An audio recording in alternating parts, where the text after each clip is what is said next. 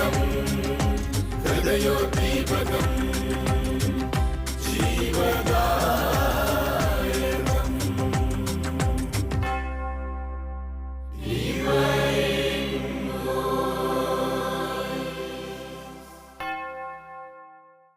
യേശുവിൽ പ്രിയമുള്ളവരെ, ഡിവൈൻ വോയ്സിൻ്റെ വചന ശുശ്രൂഷയിലേക്ക് ഏവർക്കും സ്വാഗതം. 50 നോമ്പിൻ്റെ ധ്യാന വിചിന്തനത്തിലാണ് നമ്മളായിരിക്കുന്നത്. ഓരോ നോമ്പും നമ്മുടെ ജീവിതങ്ങളെ പരിശോധിച്ച് കണ്ടെത്തി നവീകരിക്കുവാനുള്ള വലിയ ക്ഷണമാണ് ദൈവം നമുക്ക് നൽകുന്നത്. ഈ 50 നോമ്പിൽ വലിയ സ്നേഹത്തോടെ കാരുണ്യത്തോടെ നല്ലവനായ ദൈവം നമ്മെ ഈ നോമ്പ് അനുഗ്രഹമാക്കുവാൻ പ്രത്യേകം വിളിക്കുകയാണ്, ക്ഷണിക്കുകയാണ്.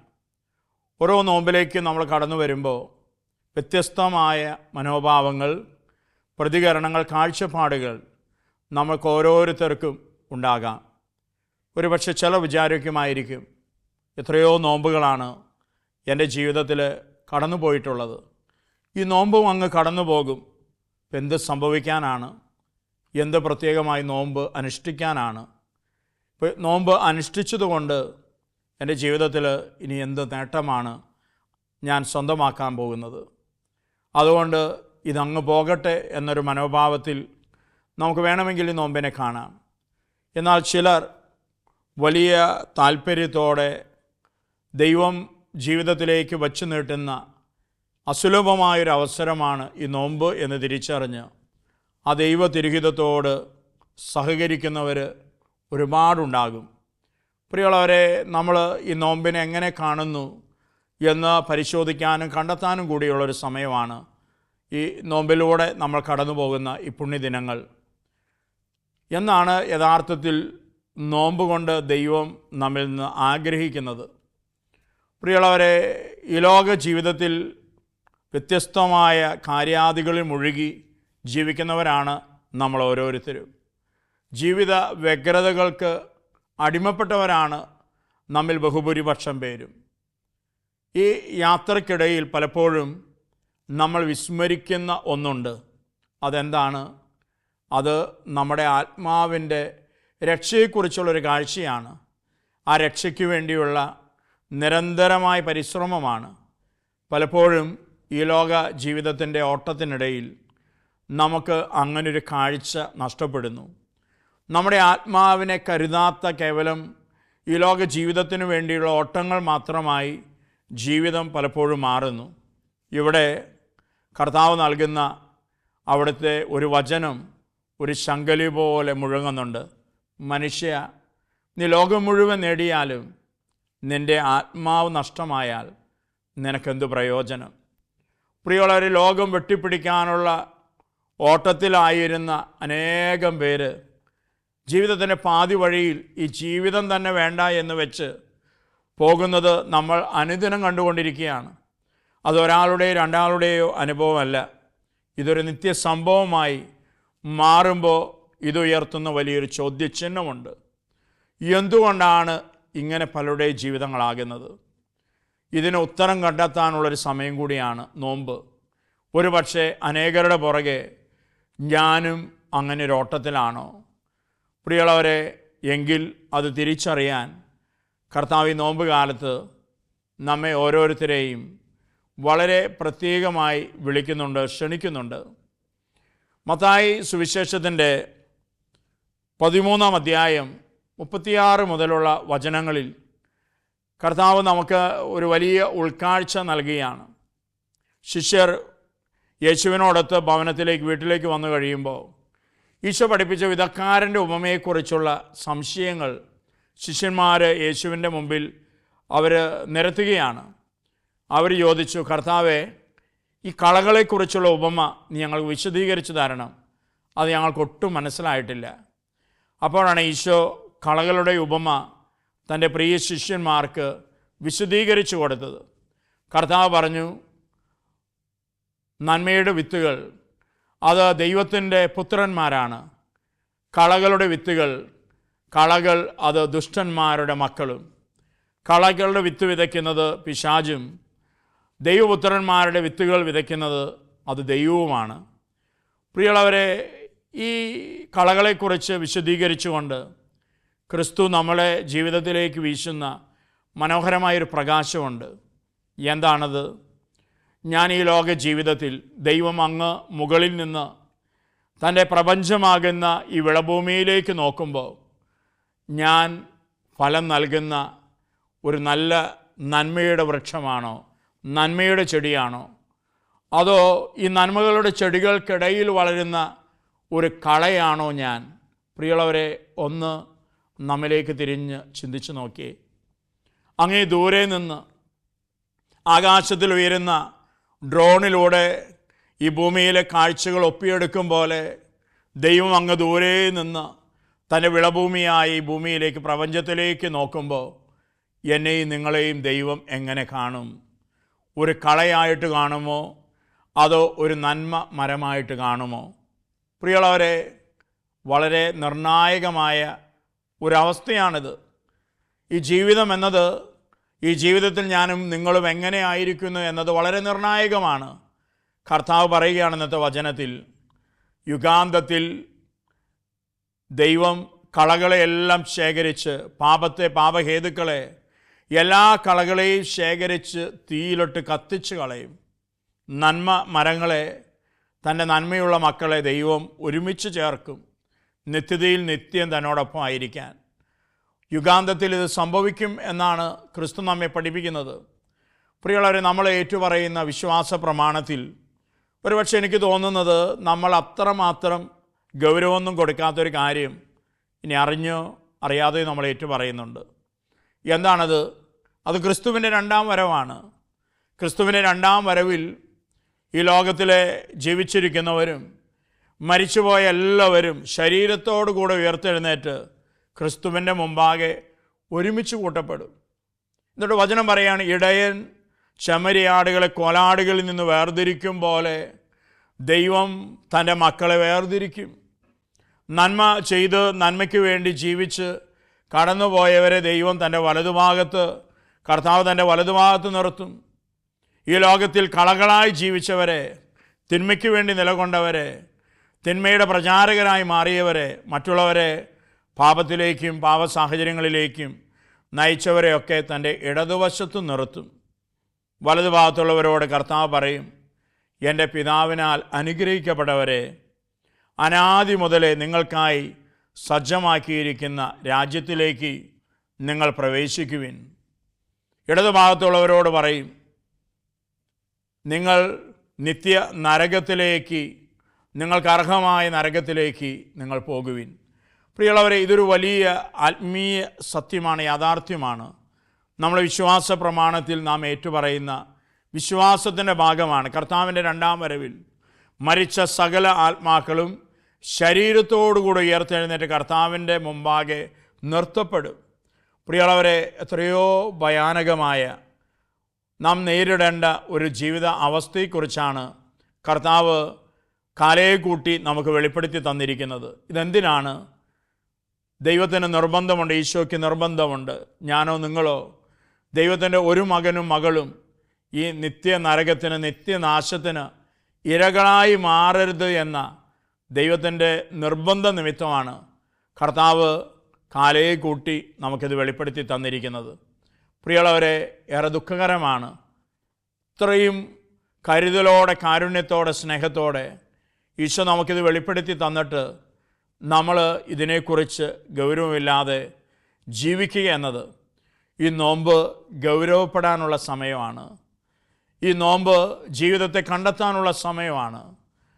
ഈ കർത്താവിൻ്റെ രണ്ടാം വരവ് യുഗാന്തത്തിൽ ദൈവം നടത്താനിരിക്കുന്ന നീതി വിധിയെക്കുറിച്ച് ഗൗരവത്തോടെ മുന്നിൽ കാണാനുള്ള സമയമാണ് ഈ നോമ്പ് എന്ന് പറയുന്നത്. പ്രിയമുള്ളവരെ, എത്രയോ ദൈവത്തിൻ്റെ പ്രിയ മക്കളാണ് ജീവിത വഴികളിൽ ഗൗരവങ്ങളില്ലാത്തത് മൂലം, ഒരുപക്ഷെ ആത്മീയ ജീവിതത്തിൽ അലസതയും ഉപേക്ഷയും മൂലം നിത്യനാശത്തിന് ഇരകളായി മാറിയിട്ടുള്ളത്. ഇടവക ശുശ്രൂഷയിലൂടെ കടന്നു പോകുമ്പോൾ പലപ്പോഴും പല മക്കളുടെയും നാശം കണ്ട് ഒരുപാട് വേദനിക്കാറുണ്ട്. പ്രിയമുള്ളവരെ, പള്ളിയിൽ വരാൻ പറഞ്ഞാൽ പലപ്പോഴും യുക്തിവാദികളെ പോലെ എന്തെങ്കിലുമൊക്കെ പെടുകാരണങ്ങൾ നിരത്തി പള്ളിയിൽ വരുവാനുള്ള, തമ്പുരാൻ്റെ അരികിലേക്ക് വരാനുള്ള ക്ഷണത്തെ നിരാകരിക്കുന്ന ദൈവത്തിൻ്റെ മക്കൾ അവസാനം പള്ളി വേണ്ട, പ്രാർത്ഥന വേണ്ട, ദിവ്യബലി വേണ്ട, ഇതിലൊന്നും കാര്യമില്ല എന്നൊക്കെ വീമ്പിളക്കി ഒരുപക്ഷെ മറ്റനേകരോട് ഈ രീതിയിലൊക്കെ പങ്കുവെച്ച് ജീവിച്ചിട്ട് അവസാനം നിത്യനാശമായി മാറുന്ന ഒരുപാട് ജീവിതങ്ങളുണ്ട്. പ്രിയമുള്ളവരെ, ദൈവത്തിൽ നിന്ന് പടിപടിയായിട്ടാണ് നാം അകലുക. ദൈവത്തിൽ നിന്ന് ഒരാൾ അകലുന്നത് ഒരു ദിനം കൊണ്ടോ ഒരു നിമിഷം കൊണ്ടോ അല്ല, മറിച്ച് നാം പുലർത്തുന്ന വളരെ അലസമായ നിലപാടുകളിലൂടെ, അലസമായ സമീപനങ്ങളിലൂടെയാണ് പടിപടിയായ ഒരു വ്യക്തി ദൈവത്തിൽ നിന്ന് അകന്നു പോകുന്നത്. പ്രിയമുള്ളവരെ, എത്രയോ മനുഷ്യ മക്കളാണ്, പ്രത്യേകിച്ച് വിശ്വാസികളാണ് ഈ കാലഘട്ടത്തിൽ ആത്മഹത്യ എന്ന ദൈവത്തെ അത്യധികം വേദനിപ്പിക്കുന്ന പാപപ്രവൃത്തിയിലൂടെ നിത്യനാശത്തിൽ നിബദിക്കുന്നത്. ഇന്ന് ഇതൊരു ട്രെൻഡ് പോലെയാണ്. ജീവിച്ചിരിക്കുമ്പോൾ അങ്ങ് കണ്ണും പൂട്ടി ജീവിക്കുക, യാതൊരു വിണ്ടുവിചാരങ്ങളില്ലാതെ ജീവിക്കുക, ജീവിതത്തിന് യാതൊരു അച്ചടക്കമില്ലാതെ ജീവിക്കുക. അവസാനം ചിലർ പറയുന്നത് പോലെ ഞാൻ കേട്ടിട്ടുണ്ട്, ഇനി അങ്ങ് ഗതികെട്ടു പോയാൽ അങ്ങ് മരിച്ചേക്കണം, അല്ലാതെ എന്ത്. ഇതാണിന്ന് പലരുടെയും ജീവിതത്തെക്കുറിച്ചുള്ള ഒരു മനോഭാവം. പ്രിയമുള്ളവരെ, എന്ത് കണ്ടിട്ടാണ്? ഞാനങ്ങ് മരിച്ചതുകൊണ്ട് ജീവിതം തീർന്നു എന്നാണോ നമ്മൾ കരുതുന്നത്? ജീവിതം അങ്ങ് ഇല്ലാതായി എന്നാണ് വിചാരിക്കുന്നത്. ഒരുപക്ഷെ ഈ ലോക ജീവിതത്തിൻ്റെ സങ്കടങ്ങളോ ഭാരങ്ങളോ ദുഃഖങ്ങളോ ഒരുപക്ഷെ ഇല്ലാതാകുമായിരിക്കും, പക്ഷേ അതുകൊണ്ടൊന്നും അവസാനിക്കുന്നില്ല. മനുഷ്യൻ്റെ ആത്മാവിന് മരണമില്ല. പ്രിയമുള്ളവരെ, മരണമില്ലാത്ത ഒരു വലിയ നിത്യമായി അറുതിയില്ലാത്ത അവസാനമില്ലാത്ത സഹനത്തിൻ്റെ തീച്ചൂളയിലേക്കാണ് ഒരു മനുഷ്യൻ ആത്മാവിനെ കരുതാതെ ജീവിച്ച് കടന്നു പോകുന്നത് എന്നറിയുമെങ്കിൽ, പ്രിയമുള്ളവരെ, നമ്മൾ ആരാണ് ജീവിതത്തെക്കുറിച്ച് ഗൗരവപ്പെടാതെ പോകുക? പലപ്പോഴും ഈ നിത്യതയെക്കുറിച്ചുള്ള അജ്ഞത മൂലമാണ്, വരാനിരിക്കുന്ന നിത്യയാഥാർത്ഥ്യങ്ങളെക്കുറിച്ചുള്ള കാഴ്ചയില്ലാത്തത് മൂലമാണ് പലപ്പോഴും നമ്മൾ ആത്മീയ ജീവിതത്തിൽ, വിശ്വാസ ജീവിതത്തിൽ അലസരായി, ഉദാസീനരായി, നിഷ്ക്രിയരായി. ഇപ്പോൾ പള്ളിയിൽ പോയിട്ട് എന്ത് കാര്യം? എന്ത് കിട്ടാനാണ്?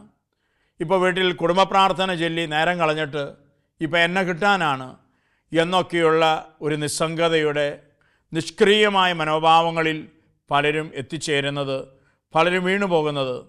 ഇത് വലിയ ആത്മീയ അപകടത്തിലേക്കായിരിക്കും ഒരു കുടുംബത്തെ, വ്യക്തികളെ നയിക്കുന്നത്. ഇന്ന് പലപ്പോഴും ഒരു വ്യക്തി മാത്രമല്ല, ഒരു വ്യക്തി മൂലം, ഒരു വ്യക്തിയുടെ ആത്മീയ അലസത മൂലം, ഉപേക്ഷ മൂലം അവസാനം കൊച്ചു കുഞ്ഞുങ്ങളെപ്പോലും മരണത്തിലേക്ക് കൂട്ടിക്കൊണ്ടുപോകുന്ന മാതാപിതാക്കളുണ്ട്. ഏതാനും മാസങ്ങൾക്ക് മുമ്പ് ഒരമ്മ, ഒരു പക്ഷേ സങ്കടക്കടലിലായിരുന്നിരിക്കാം, ആ ഒരു അമ്മ ജീവിതത്തിലെ വലിയ സഹനങ്ങളിലൂടെ കടന്നു പോകുകയായിരുന്നു. പക്ഷേ കർത്താവിലേക്ക് തിരിയേണ്ടതിന് പകരം മരണത്തിലേക്ക് തിരിയുന്ന അനേകം ദൈവമക്കൾ, പറക്കമുറ്റാത്ത കുഞ്ഞുങ്ങളെയും കൂട്ടി റെയിൽവേ ട്രാക്കിലേക്ക് മരിക്കാൻ വേണ്ടി പോകുന്ന അമ്മമാർ, പള്ളിയിലേക്ക് എന്ന് പറഞ്ഞാണ് മക്കളെയും കൂട്ടിക്കൊണ്ട് ഒരമ്മ ഭവനത്തിൽ നിന്ന് ഇറങ്ങി തിരിച്ചത്. പക്ഷേ പോയത് പള്ളിയിലേക്കല്ല, പോയത് പ്രാർത്ഥിക്കാനല്ല, പോയത് ദൈവസന്നിധിയിലേക്കല്ല, മറിച്ച് റെയിൽവേ ട്രാക്കിലേക്കാണ്. മനോഹരികളായി ദൈവം കൊടുത്ത 2 പെൺകുഞ്ഞുങ്ങളെയും കൊണ്ടൊരമ്മ റെയിൽവേ ട്രാക്കിലേക്ക് ട്രെയിൻ വരുന്നതും കാത്ത് എടുത്തു ചാടാൻ തയ്യാറായി 2 മക്കളെയും കൊണ്ട് നിൽക്കുന്ന അവസ്ഥ, പ്രിയമുള്ളവരെ, നമ്മെ ഞെട്ടിപ്പിക്കണം, നമ്മെ കരയിക്കണം, നമ്മെ വേദനിപ്പിക്കണം. ഇങ്ങനെയുള്ള സംഭവങ്ങൾ നമ്മെ വീണ്ടും വിചാരപ്പെടുത്തണം. ഇതാണ് ക്രിസ്തു പറഞ്ഞ കാലഘട്ടത്തിൻ്റെ അടയാളങ്ങൾ. അങ്ങ് കിഴക്ക് മേഘം ഉയരുന്നത് കാണുമ്പോൾ നിങ്ങൾ പറയുന്നു, ദാ മഴ വരുന്നു, ദേ വേനൽക്കാലം അടുത്തിരിക്കുന്നു, എന്തൊക്കെ നിങ്ങൾക്കറിയാം പറയാൻ. ഈശോ ചോദിക്കുകയാണ്, എന്തുകൊണ്ടാണ് കാലഘട്ടത്തിൻ്റെ ഈ അടയാളങ്ങളെ ഗൗരവമായി പരിഗണിച്ച് വീണ്ടും വിചാരപ്പെടാൻ, മുൻകരുതലുകൾ എടുക്കാൻ, തമ്പുരാനിലേക്ക് മടങ്ങി വരാൻ നിങ്ങൾക്ക് കഴിയാതെ പോകുന്നത്? പ്രിയമുള്ളവരെ, ഈ നോമ്പ് കാലം നമ്മെക്കുറിച്ച് ഗൗരവപ്പെടാനുള്ള കാലഘട്ടമാണ്. നാം നയിക്കുന്ന നമ്മുടെ ജീവിതത്തെക്കുറിച്ച് ഗൗരവപ്പെടാനുള്ള സമയമാണ്. ഗൗരവപ്പെടുന്നില്ല എങ്കിൽ ഈ നോമ്പിനെയും നമ്മൾ സാമട്ടിൽ അവഗണിച്ച് ഉപേക്ഷിച്ച് പോയാൽ അടുത്തൊരു നോമ്പ് നമ്മുടെ ജീവിതത്തിൽ ഉണ്ടാകും എന്നുറപ്പുള്ള ആരാണ് ഇന്ന് ഈ ഭൂമിയിൽ ജീവിച്ചിരിക്കുന്നത്? നമുക്കാർക്കും ഉറപ്പില്ല. പ്രിയമുള്ളവരെ, എത്രയോ പേരാണ് ആരോടും പ്രിയപ്പെട്ടവരോട് പോലും ഒരു ബൈ പോലും പറയാൻ കഴിയാതെ ഈ ലോകം വിട്ടുപോകുക. എത്രയോ മരണങ്ങളാണ് ഇന്ന് ലോകത്തിൽ നടന്നുകൊണ്ടിരിക്കുന്നത്. കുളിക്കുമ്പോൾ കുഴഞ്ഞു വീഴുന്നു, യാത്ര ചെയ്യുമ്പോൾ കുഴഞ്ഞു വീഴുന്നു. എത്രയെത്ര ദാരുണമായ സംഭവങ്ങളാണ് നമ്മുടെ ചുറ്റുപാടുകളിൽ അനുദിനം നടന്നുകൊണ്ടിരിക്കുന്നത്. അതുകൊണ്ട് മരണമെന്ന നിത്യസത്യത്തിന് പ്രായമോ സമയമോ ഇല്ല. നമുക്ക് പ്രായമുണ്ടാകാം, പക്ഷെ മരണമെന്ന നിത്യസത്യത്തിന് പ്രായമോ സമയമോ ഇല്ല. ഒരു പക്ഷേ നിൻ്റെ ജീവിതത്തിലേക്ക് 40-ാം വയസ്സിൽ അവൻ തള്ളിക്കയറി വരും. മുന്നറിയിപ്പില്ലാതെ, ക്ഷണം തരാതെ നിൻ്റെ ജീവിതത്തിലേക്ക് ഈ നിത്യസത്യമായ മരണം കടന്നു വരും. നിൻ്റെ ജീവിതത്തിൽ ഒരു പക്ഷേ 50-ാം വയസ്സിലായിരിക്കും, 60-ാം വയസ്സിലായിരിക്കും. നമുക്കാർക്കും തിരിച്ചറിയാനോ മുൻകൂട്ടി കാണാനോ കഴിയാത്ത, എന്നാൽ ജീവിതത്തിൽ അത്ര കണ്ട് മറ്റൊന്നിനും ഉറപ്പില്ലാത്ത ഒരു നിത്യസത്യമാണ്, യാഥാർത്ഥ്യമാണ് മരണമെന്ന യാഥാർത്ഥ്യം. പഴയ കാലത്തൊക്കെ നമ്മുടെ ഇടവപ്പള്ളികളിൽ കപ്പൂച്ചിൻ അച്ഛന്മാർ ധ്യാനിപ്പിക്കാൻ വരുമ്പോൾ ഒരു ദിനത്തെ ധ്യാനം പ്രഭാതത്തിൽ അത് സുമിത്തേരിയിൽ വെച്ചാണ്. ആ ധ്യാനത്തിൽ പങ്കെടുക്കുന്ന എല്ലാവരെയും കൊണ്ട് അച്ഛന്മാർ സുമിത്തേരിയിൽ പോകും. സുമിത്തേരിയിലെ കപ്പേളയിൽ, ചെറിയ കപ്പേളയിൽ ഒരു ബലിമേശയൊക്കെ ഒരുക്കി ആ ബലിമേശയിൽ അച്ഛന്മാർ ഒരു തലയോട്ടി കൊണ്ടുവന്ന് വയ്ക്കും. എന്നിട്ട് എല്ലാവരോടും പറയും, അങ്ങ് കണ്ണ് തുറന്ന് എല്ലാവരും ഈ തലയോട്ടിയിലേക്ക് നോക്കി. പ്രിയമുള്ളവരെല്ലാവരും നോക്കും. എന്നിട്ട് അച്ഛന്മാർ പറയും, ഇത് നിൻ്റെ തലയോട്ടിയാണെന്ന് നീ സങ്കല്പിക്കുക. നീ മരിച്ചടക്കം ചെയ്യപ്പെട്ടു, കല്ലറയിൽ, സെമിത്തേരിയിലെ കല്ലറയിൽ നിന്നെ അടക്കി. പ്രിയപ്പെട്ടവർ വന്ന് പൂക്കളിട്ട് കടന്നുപോയി. 7 ആചരിച്ചു, 40 ആചരിച്ചു. ഇതിനിടയിൽ നിൻ്റെ ശരീരം മുഴുവൻ ജീർണിച്ച് പുഴുക്കൾ തിന്നു. തിന്നാൻ പറ്റുന്ന മാംസഭാഗമെല്ലാം തിന്നു തീർത്തു. അവസാനം അവശേഷിക്കുന്നത് ഈ കാണുന്ന തലയോട്ടിയും ഏതാനും അസ്ഥികളുടെ കഷ്ണങ്ങളും മാത്രം. ഇത്രയേ ഉള്ളൂ നിൻ്റെ ജീവിതം. നീ കരുതുന്ന, കാണുന്ന നിൻ്റെ ശരീരം ഇത്രയേ ഉള്ളൂ. പക്ഷേ ജീവിതത്തിൽ നമ്മൾ പലപ്പോഴും വില കൽപ്പിക്കുന്നത് ഈ ശരീരത്തിനാണ്. ഇതിൻ്റെ ഉള്ളിൽ ദൈവം നിവേശിപ്പിച്ച ദൈവത്തിൻ്റെ ആത്മാവിനെ പലപ്പോഴും നമുക്ക് കരുതാൻ സാധിക്കാതെ പോകുന്നു. ഇവിടെയാണ് പ്രിയമുള്ളവരെ നമ്മൾ എല്ലാവരും ഒരു ആത്മീയ അപകടത്തിൽപ്പെട്ടു പോകുന്നത്. നമ്മുടെ ആത്മാവ് എടുത്ത് അണിഞ്ഞിരിക്കുന്ന ഒരു വസ്ത്രമാണ് ശരീരം, അത്രയേ ഉള്ളൂ. പക്ഷേ നമ്മൾ എന്ത് പ്രാധാന്യമാണ് ഈ ശരീരത്തിന് കൊടുക്കുക? ഈ ലോക ജീവിതം മുഴുവൻ ഈ ശരീരത്തെ തീറ്റിപ്പോറ്റാനുള്ള ഓട്ടത്തിലാണ്. തീറ്റിയിട്ടും മതി വരാത്തതാണ് നമ്മുടെ ശരീരം. ആലോചിച്ച് നോക്കി, ഈ ശരീരമാണ് നമ്മെ പലപ്പോഴും ആത്മാവിൻ്റെ നാശത്തിലേക്ക് കൊണ്ടുചെന്നെത്തിക്കുക. ശരീരത്തിൻ്റെ അറുതിയില്ലാത്ത വിശപ്പ്, ശരീരത്തിൻ്റെ അറുതിയില്ലാത്ത ദാഹം. പ്രിയമുള്ളവരെ, ഇതാണ് ആത്മീയ അപകടങ്ങളിൽ നമ്മെ ഓരോരുത്തരെയും കൊണ്ടുചെന്നെത്തിക്കുന്നത്. എന്തിനാണ് ഈ നോമ്പിൽ മത്സ്യമാംസാദികൾ ഉപേക്ഷിക്കാൻ നമ്മെ തിരുസഭ ക്ഷണിക്കുന്നത്?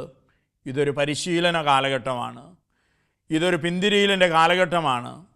നീ നിൻ്റെ ശരീരത്തിൻ്റെ വിശപ്പിനെ, ദാഹത്തെ അമിതമായി പരിഗണിച്ച് മുന്നോട്ട് പോകുന്നവനാണോ? നിൻ്റെ ആത്മാവിൻ്റെ വിശപ്പിനെ, ദാഹത്തെ കാണാൻ നിനക്ക് കഴിയാതെ പോയിട്ടുണ്ടോ? എങ്കിൽ നിൻ്റെ ശരീരത്തിൻ്റെ വിശപ്പിനേക്കാൾ, നിൻ്റെ ശരീരത്തിൻ്റെ ദാഹത്തേക്കാൾ നീ പരിഗണിക്കേണ്ടത്, നീ ഗൗരവപ്പെടേണ്ടത് നിൻ്റെ ആത്മാവിൻ്റെ വിശപ്പിനെക്കുറിച്ചാണ്, നിൻ്റെ ആത്മാവിൻ്റെ ദാഹത്തെക്കുറിച്ചാണ്. ഇതുകൊണ്ടാണ് ക്രിസ്തു പറഞ്ഞത്, ആർക്കെങ്കിലും ദാഹിക്കുന്നെങ്കിൽ അവൻ എൻ്റെ അടുക്കൽ വന്ന് കുടിക്കട്ടെ, അത് അവനെ നിത്യജീവനിലേക്ക് നിർഗളിക്കുന്ന അരുവിയാക്കും. പ്രിയമുള്ളവരെ, ആത്മാവിൻ്റെ ദാഹത്തെ ഗൗരവമായിട്ടെടുക്കാൻ ഈ നോമ്പുകാലത്ത് ക്രിസ്തു നമ്മെ വിളിക്കുകയാണ്, ക്ഷണിക്കുകയാണ്. നിൻ്റെ ആത്മാവിൻ്റെ വിശപ്പിനെ പരിഗണിക്കാൻ കർത്താവ് നിന്നെ ക്ഷണിക്കുകയാണ്. അതുകൊണ്ടാണ് സഭാമാതാവ് നിന്നോട് പറയുക, മകനെ, മകളെ, നീ ശരീരത്തിൻ്റെ താല്പര്യങ്ങൾ, ഇഷ്ടങ്ങൾ ഈ നോമ്പുകാലത്ത് അങ്ങ് ഉപേക്ഷിക്കുക. എന്നിട്ട് നിൻ്റെ ആത്മാവിൻ്റെ വിശപ്പിനെക്കുറിച്ച് ചിന്തിച്ച് നിൻ്റെ ആത്മാവിൻ്റെ വിശപ്പിൻ്റെ ദാഹത്തെ ഈ നോമ്പുകാലത്ത് ദൈവത്തിൻ്റെ ജീവനുള്ള വചനങ്ങൾ സ്വീകരിച്ച് നീ അതിനെ പരിഹരിക്കാൻ പരിശ്രമിക്കുക. എങ്കിൽ ഈ നോമ്പ് നിൻ്റെ ജീവിതത്തിൽ വലിയ അനുഗ്രഹത്തിന് കാരണമായി തീരും. നിൻ്റെ ആത്മാവിൻ്റെ രക്ഷയ്ക്ക് കാരണമായി തീരും. നിൻ്റെ ആത്മാവ് വളരെ അപകടകരമായൊരവസ്ഥയിലാണെങ്കിൽ ഈ നോമ്പ് കാലത്ത് നീ പ്രാർത്ഥിക്കാനും വചനം സ്വീകരിക്കാനും ഒക്കെ തയ്യാറായാൽ നിൻ്റെ ആത്മാവിനെ സുസ്ഥിതിയിലേക്ക് ആനയിക്കാൻ നിനക്ക് സാധിക്കും. നിൻ്റെ ആത്മാവിൻ്റെ സുസ്ഥിതിയാണ്, നിൻ്റെ ആത്മാവിൻ്റെ രക്ഷയാണ് ദൈവത്തിൻ്റെ നിന്നെക്കുറിച്ചുള്ള ദാഹം. ഇത് തിരിച്ചറിയുക എന്നതാണ് നോമ്പ് അനുഗ്രഹമാകാൻ നമുക്കാവശ്യമായിട്ടുള്ളത്. എൻ്റെ ദൈവം എന്നെക്കുറിച്ച് എത്രമാത്രം കരുതലോടെ ദാഹത്തോടെ ആയിരിക്കുന്നു. അവൻ്റെ കരുതലും അവൻ്റെ ദാഹവും എൻ്റെ ആത്മാവിനെക്കുറിച്ചുള്ള ദാഹമാണ്. ഇതുകൊണ്ടാണ് ക്രിസ്തു തൻ്റെ കുരിശിലെ ബലിയിൽ തൻ്റെ പിതാവിനോട് ഇങ്ങനെ പ്രാർത്ഥിച്ചത്, പിതാവേ, എനിക്ക് ദാഹിക്കുന്നു. പിതാവായ ദൈവത്തിൻ്റെ മുമ്പിൽ ക്രിസ്തു ഉയർത്തിയ ഈ പ്രാർത്ഥന എന്താണ്? പ്രിയമുള്ളവരെ, എൻ്റെയും നിങ്ങളുടെയും ആത്മാവിന് വേണ്ടിയുള്ള അവൻ്റെ ദാഹമാണ്. എന്നെയും നിങ്ങളെയും ഈ ലോകത്തിലെ ജനകോടികളെയും രക്ഷിച്ച് പിതാവിൻ്റെ തൻ്റെ സ്വന്തമാക്കാനുള്ള ഉത്കടമായ ദാഹമാണ് തൻ്റെ പിതാവിൻ്റെ പക്കൽ വേദനയാൽ പിടയുമ്പോഴും ക്രിസ്തു തൻ്റെ ആ ബലിയിൽ പിതാവിൻ്റെ സന്നിധിയിലേക്ക് സമർപ്പിച്ചത്. പ്രിയമുള്ളവരെ, അവൻ്റെ ഈ ബലിയെ തിരിച്ചറിഞ്ഞ, അവൻ്റെ ഈ ദാഹത്തെ തിരിച്ചറിഞ്ഞ ആർക്കാണ് ആത്മരക്ഷയുടെ അനുഗ്രഹ വഴികളിൽ നിന്ന് അകന്നു നിൽക്കുവാൻ കഴിയുക? ആർക്കാണ് അതിനെ കണ്ടില്ലെന്ന് കരുതാൻ കഴിയുക? ആർക്കാണ് ആത്മാവിൻ്റെ രക്ഷയ്ക്ക് വേണ്ടിയുള്ള പരിശ്രമങ്ങളെ ഗൗരവമില്ലാതെ കരുതാനായിട്ട് കഴിയുക? ഈ നോമ്പ് പ്രിയമുള്ളവരെ ഗൗരവപ്പെടാനുള്ള സമയമാണ്. നമ്മുടെ ജീവിതത്തിൻ്റെ അന്ത്യത്തെക്കുറിച്ച് ചിന്തിക്കാനുള്ള സമയമാണ്. മരണമെന്ന ആ നിത്യയാഥാർത്ഥ്യം കള്ളനെ പോലെ ജീവിതത്തിലേക്ക് തള്ളിക്കയറി വരുമ്പോൾ ഒരുക്കപ്പെട്ടവളായിരിക്കാനുള്ള ക്ഷണമാണ് ഈ നോമ്പ് നമുക്ക് നൽകുക. തമ്പുരാൻ്റെ സന്നിധിയിൽ നമുക്ക് പ്രാർത്ഥിക്കാം. പ്രിയമുള്ളവരെ, ഈ നോമ്പ് കാലം അത് അനുഗ്രഹത്തിൻ്റെ, അത് തിരിച്ചറിവിൻ്റെ, അത് ആത്മരക്ഷയുടെ ഒരു കാലഘട്ടമായി മാറുവാൻ തക്കവിധം കർത്താവേ, നിൻ്റെ കൃപ കൊണ്ട്, നിൻ്റെ വചനം കൊണ്ട്, നിൻ്റെ വചനബോധ്യങ്ങൾ കൊണ്ട് ഞങ്ങൾ ഓരോരുത്തരെയും നിറയ്ക്കണമേ. നിൻ്റെ തിരുഹിതത്തിലേക്ക് ഉയർന്ന് ഈ നോമ്പിനെ അർത്ഥവത്തായി ആചരിക്കുവാൻ കർത്താവേ ഞങ്ങൾക്ക് കൃപ നൽകണമേ എന്ന് പ്രിയമുള്ളവരെ, ഈ നോമ്പ് കാലത്ത് നമുക്കൊന്ന് ചേർന്ന് തമ്പുരാൻ്റെ സന്നിധിയിൽ പ്രാർത്ഥിക്കാം. ദൈവം നമ്മെ ഓരോരുത്തരെയും സമൃദ്ധമായി അനുഗ്രഹിക്കട്ടെ. ആമേൻ.